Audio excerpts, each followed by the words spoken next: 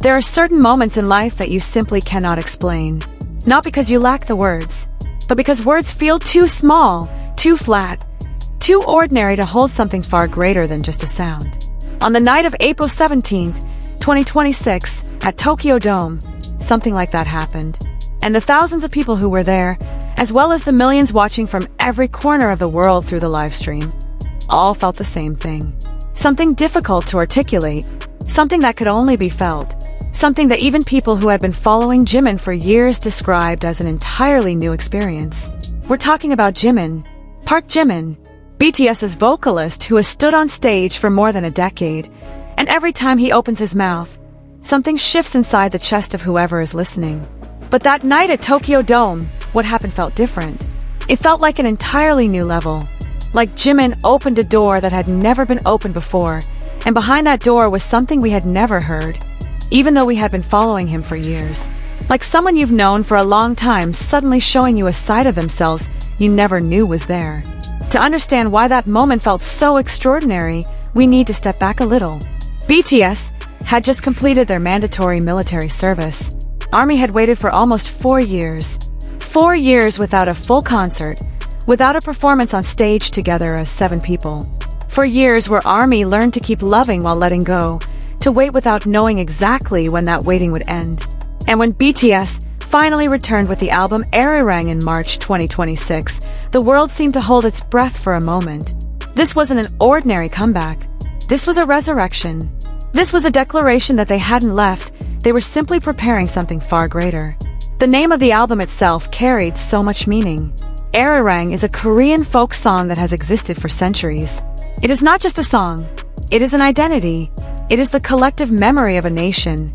It tells of separation, of longing, of the long road that must be traveled before 2 people who love each other can meet again. BTS chose that name, and in choosing it, they said everything to ARMY before a single note of the album was heard. We missed you. This journey is long, but we came back. The Arirang World Tour began in Goyang, South Korea. 3 consecutive nights in a stadium packed with tens of thousands of people, and heavy rain on the first night didn't make anyone budge from their spot.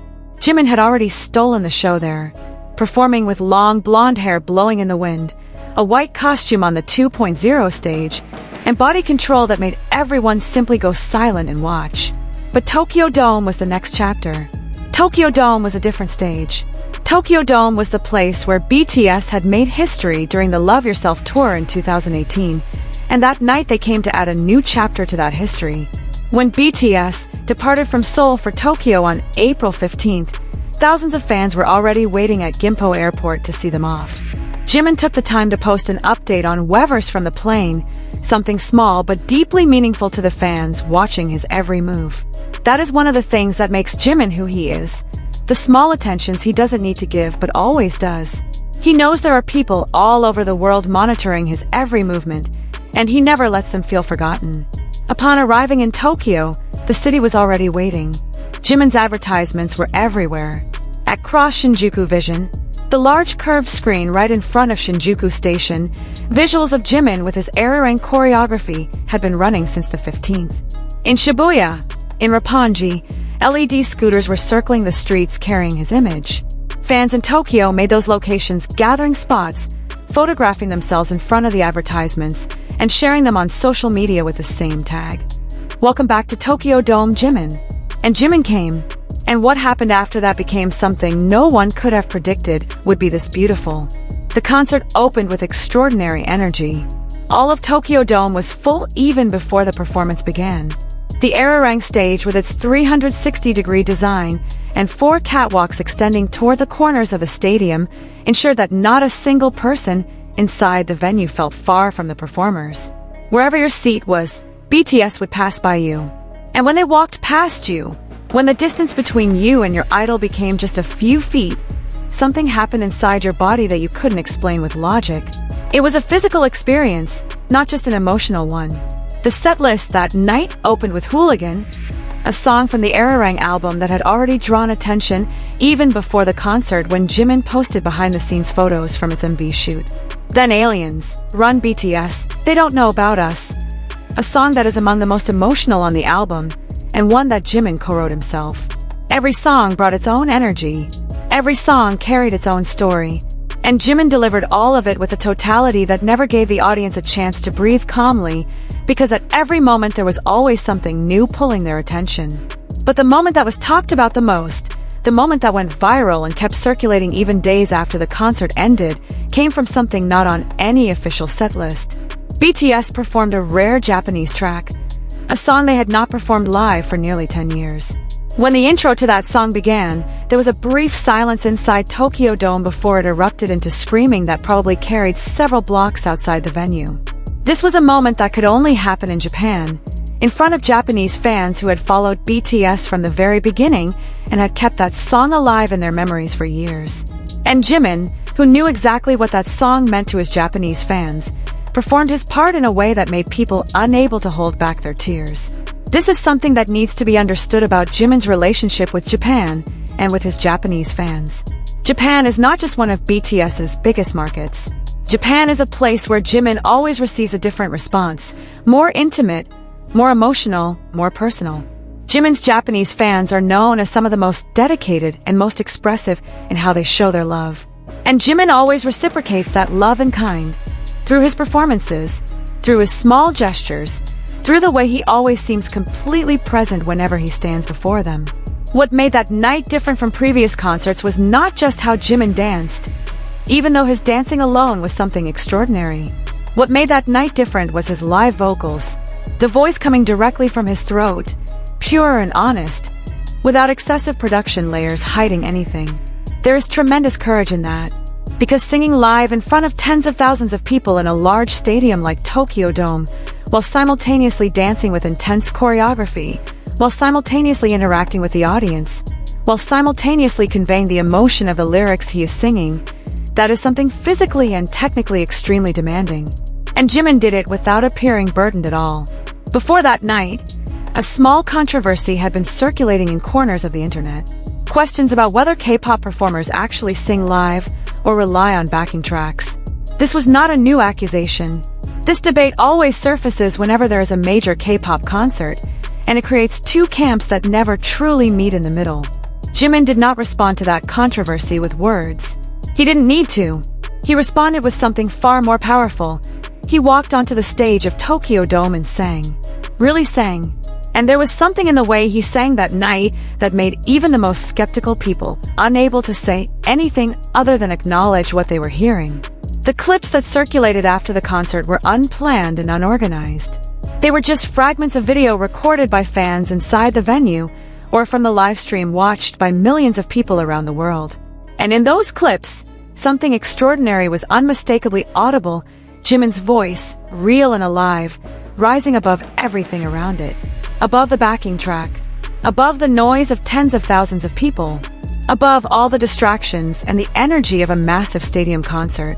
That voice found its own path directly to the ears of those listening, and from their ears straight to the deepest part of themselves. One comment from a fan then went viral in its own right. The sentence was simple, not long, not over the top, just literally healing a part of me. That was not hyperbole.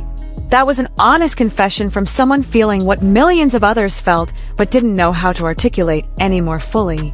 Because it genuinely cannot be articulated more fully. Some experiences exceed language's ability to describe them, and all you can do is say, "It healed something inside me." And everyone else who felt it will understand. Several music observers who watched the concert and later wrote their reviews called that night evidence of an evolution. Jimin's evolution as an artist, as a performer, as a human being expressing himself through art. They compared his performance today with his performances years ago, and they showed how every aspect of his stagecraft had grown and matured. Not just his technique, though his technique had become increasingly refined and masterful, but his artistic courage, the courage to let his voice stand bare before tens of thousands of people, the courage to show his humanity with all the trembling and emotional depth that comes with it, rather than hiding behind a cold, lifeless perfection. There are musicians in this world who spend their entire careers trying to hide their weaknesses, covering their imperfections, building a persona that appears perfect and untouchable. And there are musicians who choose the opposite path, showing their humanity, allowing listeners to see that behind all that extraordinary technical ability is someone who genuinely feels what they express. Jimin belongs to the second camp. And that is one of the reasons his performances always feel like more than just entertainment. They feel like communication, like someone trying to reach you through their voice. The phenomenon that unfolded after the concert was fascinating to observe. Across various social media platforms, clips of Jimin kept circulating and kept finding new viewers. Not just from the ARMY community that had long followed him. There were people discovering Jimin for the first time through those clips. There were people who were not K-pop fans at all, who may not have known BTS before, who got caught by one of those clips and then couldn't stop watching. There was something in his performance that transcended the boundaries of fandom, genre, language, and culture. Something universal in the most fundamental sense, the feeling of hearing someone who is truly present in what they're doing. This is not a new phenomenon in music history. There are singers across eras and genres who share the same quality, the ability to make listeners feel that the music was created and performed specifically for them. Not for a mass audience, not for millions of people, but for one person at one specific moment. Frank Sinatra had that. Aretha Franklin had that. Whitney Houston had that. They all had the ability that no music school can teach, the ability to make art feel personal. And Jimin has that. And at Tokyo Dome on the night of April 17th, 2026, that ability was at its peak. We also need to talk about the physical dimension of his performance, because this is something often overlooked when people talk about Jimin. Singing live while dancing with physically intense choreography is something not everyone can do. The human body has limitations.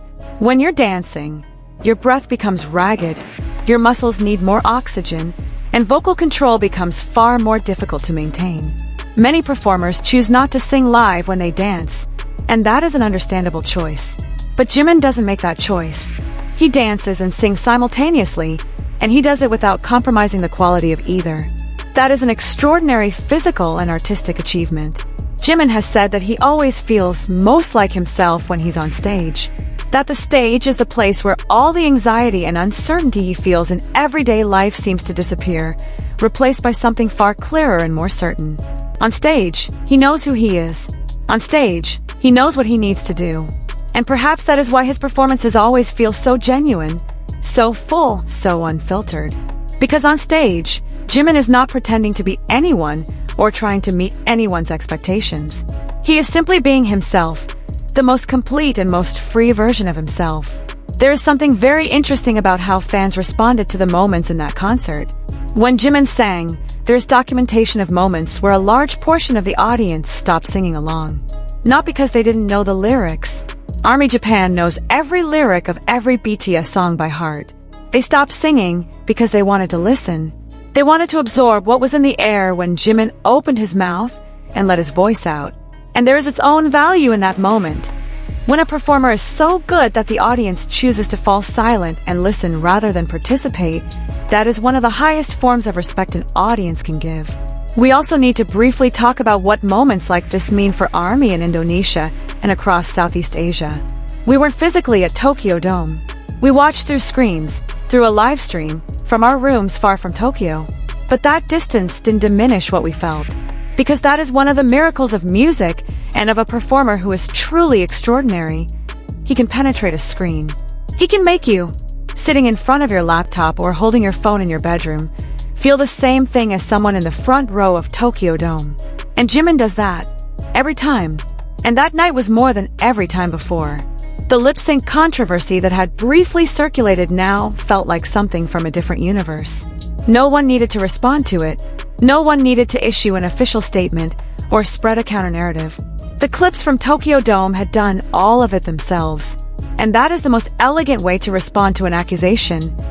Not with words, not with arguments, but with work that speaks for itself more loudly than any words ever could.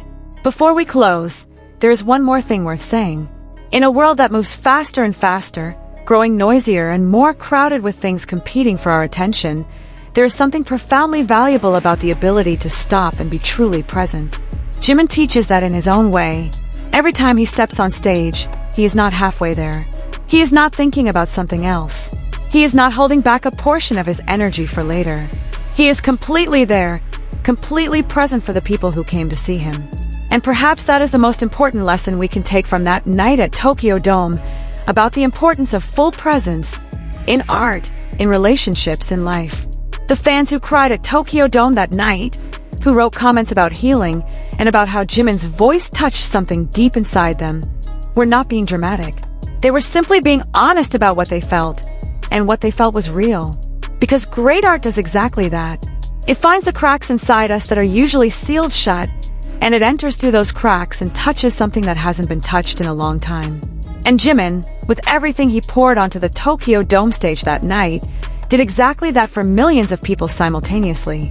Let's also talk about what this moment means in the larger context of Jimin's artistry, and where he stands right now as a solo force within BTS. During the years of military service, Jimin released his solo album Muse in 2024, which peaked at number 2 on the Billboard 200. That was a statement on its own. But albums and charts, as meaningful as they are, only tell part of a story. The other part, the part that cannot be measured in numbers, is what happens when Jimin stands in front of a live audience and gives them everything he has. Tokyo Dome was that other part, and it confirms something that fans have known for years, but that the world is only now beginning to fully grasp. Jimin is not just a member of the biggest boy band on the planet. He is a generational performer in his own right. Think about what it takes to hold a space like Tokyo Dome. Not just fill it. Anyone with enough promotional budget can sell tickets. But to hold it, to make every single person in that stadium feel like they are exactly where they need to be, witnessing exactly what they were meant to witness. That requires something that goes beyond talent and preparation. It requires presence. Real, undeniable, magnetic presence. The kind that makes the air in the room change the moment you walk in. Jimin has always had that quality, but on the night of April 17th, it radiated with an intensity that felt entirely new. There is also something worth noting about the specific songs that triggered the biggest reactions from the crowd. The tracks from Ararang that Jimin co-wrote, particularly They Don't Know About Us, hit differently live than they do on a studio recording. This is something that great songwriters often talk about. A song is not finished until it is performed, until it is given breath and body and movement by the person who wrote it. Jimin standing on stage, singing a song that came from his own pen, with the full weight of his live voice behind it, was not just a performance. It was a completion. It was a song finally becoming everything it was meant to be. And then there was his interaction with the crowd. Between songs, in the quiet moments when the music dropped and it was just Jimin and 50,000 people looking at each other, something happened that several fans described as one of the most memorable parts of the night. He didn't need to say anything extraordinary. He didn't need to deliver a rehearsed speech. He just looked out at the crowd, and the crowd looked back at him, and in that shared gaze was 4 years of waiting, 4 years of missing each other, 4 years of holding on to something and hoping it would still be there when the time came. And it was there, bigger and more beautiful than before. It is also worth acknowledging the fans who made the journey to Tokyo from other countries, from Southeast Asia, from Europe, from the Americas, just to be in that room. For many of them, it was a trip they had been planning since the tour was announced, saving for, dreaming about. And whatever they spent in time and money and effort, the consensus after that night was the same. It was worth every bit of it. That is the ultimate review. Not a critic's rating, not a chart position, just tens of thousands of people walking out of a stadium knowing they had witnessed something they would carry with them for the rest of their lives. So yes, something happened at Tokyo Dome on the night of April 17th, 2026. Something that cannot be explained in words. But we tried. And hopefully, in our attempt to explain it, something came through. Something that makes you understand a little more deeply why Jimin is Jimin. Why that moment feels like a moment people will be talking about for a very long time. And why, in the end, music remains one of the most powerful ways human beings have to connect with each other. Thank you for watching all the way to the end. Don't forget to subscribe, like, and leave a comment below. See you in the next video.